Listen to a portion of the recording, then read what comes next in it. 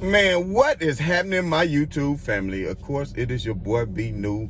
I'm coming back at you all this Monday morning. Just want to send a bit of positive vibes out to everybody. So wherever you may be, just hope you have a great day. And just always remember, if you believe it, you can achieve it. You can manifest anything that you want out of this life. As long as you think positive about it and don't let those negative thoughts creep in, then guess what? You will be able to achieve it. So anyway, let's jump right into it. So for everybody who said that the LeBron could not carry the load, for everybody who said that while AD was gone, I had all these people saying Lakers not going to win a game until Sacramento. They looking at the schedule. They not going to win a game to Sacramento. And I kept telling these dumb people, these smooth-brained people, the starting point guard is gone too. When Schroeder come back, everything is going to be fine. What do you expect LeBron James to do? Work miracles? I want you to take any roster around the whole entire league. I don't care who it is. And I want you to take off the starting point guard and the starting power forward. And then tell me what superstar you got is going to be able to still be able to just knock out victories every single day. Please tell me. Please tell me, because I don't know if anybody saw it, but Brooklyn got that ass beat by Dallas Saturday night. Brooklyn got that ass beat by Dallas Saturday night. And who was missing? Oh, so they was good when it was Kyrie and Harden. And they was good when it was Kyrie and Durant. But when it's just one by themselves, then you see the difference. So it was just Harden with no Kyrie and no Durant, and then you saw what happened. So you take two starters off any team, I don't give a damn how good the superstar is, your likelihood of winning goes down a lot. Your likelihood of winning is going to go down a lot. You're not going to sit up here and tell me that anybody, I don't care if you LeBron James, Kevin Durant, I don't care if Kevin Durant, if Irving and Harden go down and it's just Kevin Durant and the others, how many games do you expect for them to win? How long do you expect for him to carry such a load?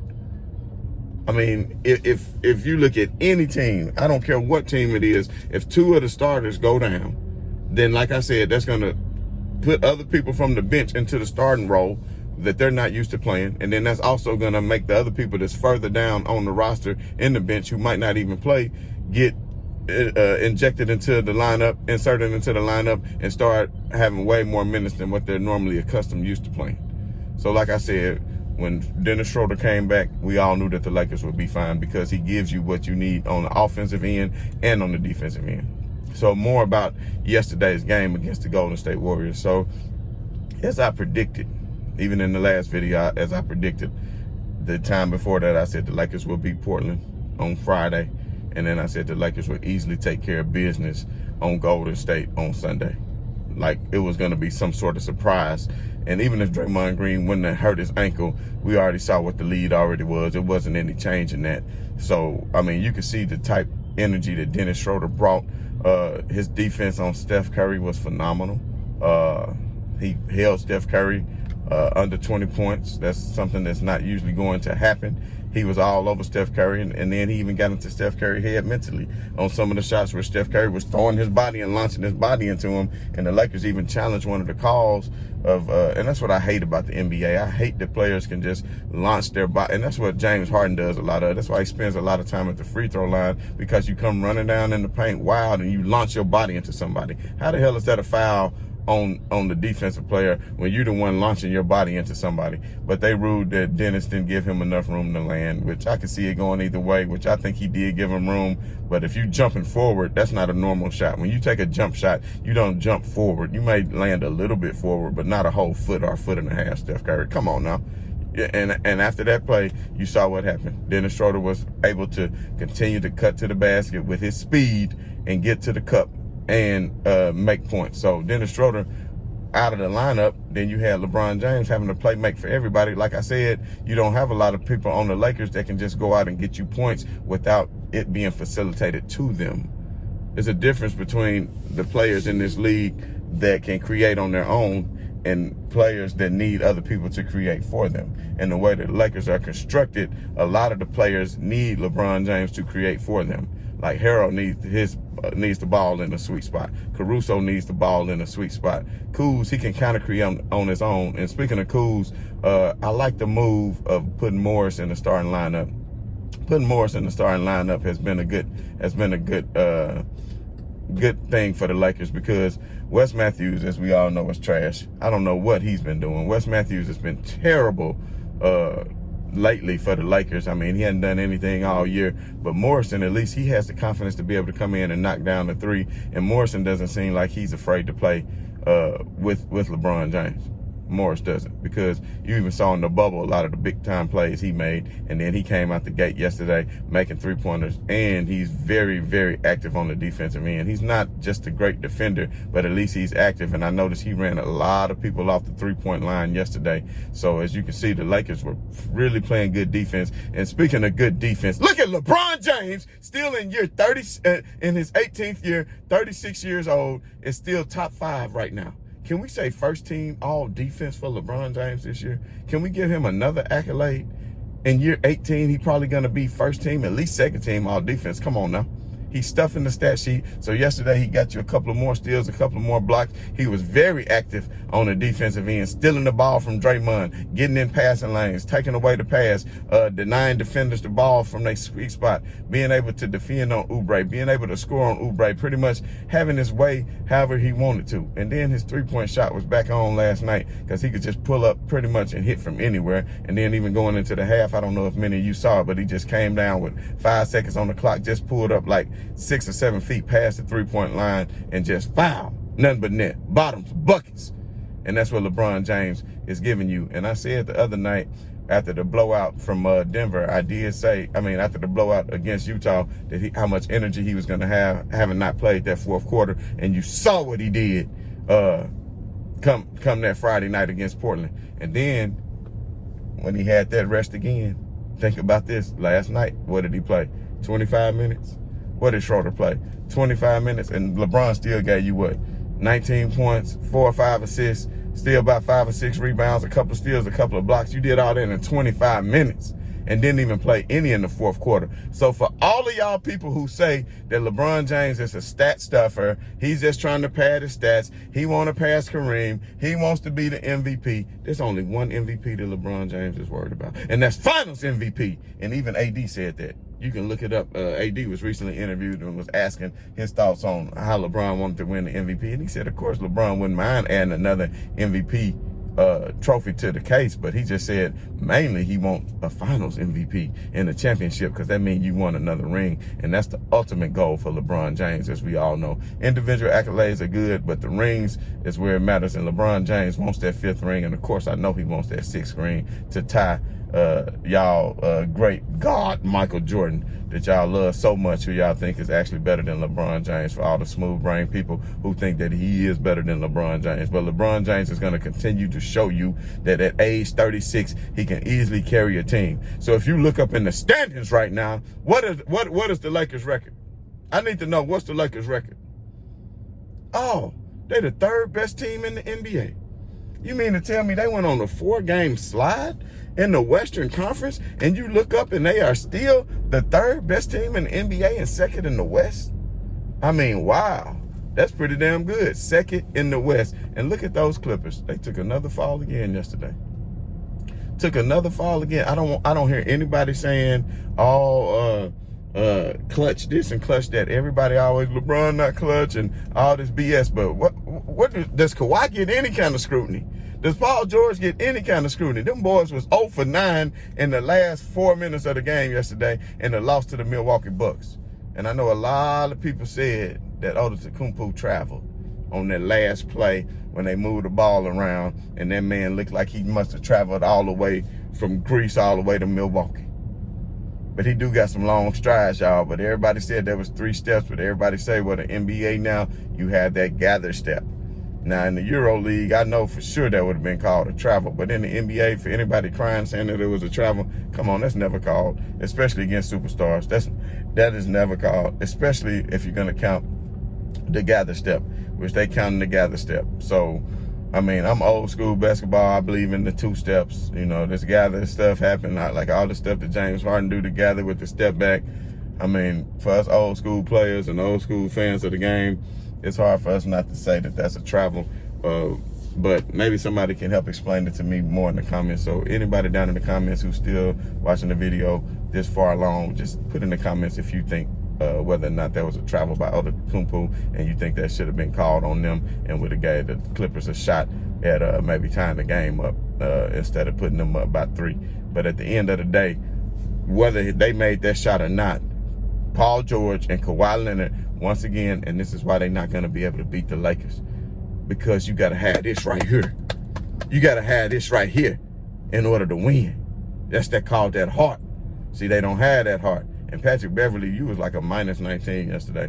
So I don't know what's going on with him, but I mean, I know a lot of people don't believe in advanced analytics, but at the end of the day, and I know LeBron James don't even believe in plus-minus numbers, but I'm going to tell y'all something. Plus-minus numbers tell you a lot, especially if you look at them in depth to see who else was on the floor during the time of the plus-minus, because you can look on the floor and you can say, well, LeBron James, is he a plus-minus with AD? Is he a plus-minus without AD? What's his plus-minus by itself? What's his plus-minus with AD? Which I do got a video about that, so go check that out, because I did an interesting video about that at the end of last season, where you can go back and look at the total season and you can truly see whose team it was. Was it LeBron team or was it AD team? And it wasn't hard to tell. So I put that up next in the up next if y'all want to check that out this morning, for those of you who have never got a chance to see that video. But at the end of the day, as you can see, the Lakers are creeping back up. And I know Utah might not lose any more games here before the break, but after the break and LeBron James get another week off, so the Lakers going to be taking on Phoenix Tuesday night. If you think about that, now LeBron James only played 25 minutes. Schroeder didn't play that much time, so they're going to be very well rested. And I think Kuzma coming off the bench, I think is better suited for Kuz. Him being the starter, I don't know how well he meshes with the other starters. I don't know if it's just being too much to be asked of him, but it just seems like when he comes off the bench, he gives the spark that's needed, and then he actually plays better with that second unit, you know, when he can get out there and play with Montrez, you know. So I think that's a very good lineup. Oh, and I did want to touch on Marc Gasol, because all y'all always giving me hell because I be taking up for Marc Gasol. But as you can see, as Marc Gasol is getting more acclimated to the Lakers offense, what he is capable of doing. Because last night, what he do? He hit like, 2 or 3 threes, wide open threes, and he was a big part of the reason why the Lakers got out to such a big lead, because they really sagged off of Marc Gasol. I don't know what their scouting report told them, but Marc Gasol took that as disrespect, all the space they was giving him at the top of the key to be able to knock down these threes. And when that spread the floor, that really gave LeBron James more room to operate, because that took the centers and that took a lot of people up out of the middle of the paint, so LeBron James could easily penetrate and then not only finish at the rim, but also be able to kick it out to open shooters, which you saw that they did on yesterday. So keep talking bad about Marc Gasol, but Marc Gasol gonna prove something to y'all, especially when you got LeBron James and Marc Gasol operating in that high pick and roll. See, Marc Gasol is also capable of making some very nice passes. He made a couple of nice passes where I saw they ran a back screen where LeBron James ran one screen, but that was to kind of clear the paint, and then the second screen came around with KCP cutting to the basket, and Marc Gasol gave him a perfect bounce pass for the easy 2. So Marc Gasol has great vision when it comes to passing and getting others involved. For a big man, he gonna get you a few assists a game. He gonna get you a block or 2 a game. And now that he's starting to hit his 3-point shots, then that's really gonna spread the floor. So the Lakers are in need of another big man, don't get me wrong, because they don't really have another true center as a backup on the team. Because Trez, I mean, he give you that no trespass zone, and he can get his blocks, and he can get points in the paint, but he's still undersized when as far as other teams that they have a center. So I wouldn't mind, of course, seeing the Lakers get Andre Drummond would be a great pickup, and we've had this discussion before. And maybe during the All-Star break, when there aren't any games, I can make some videos to get into a deep dive on who I feel would be the best free agent for the Lakers to pick up before the trade deadline. So I want everybody to let me know their thoughts on that as well.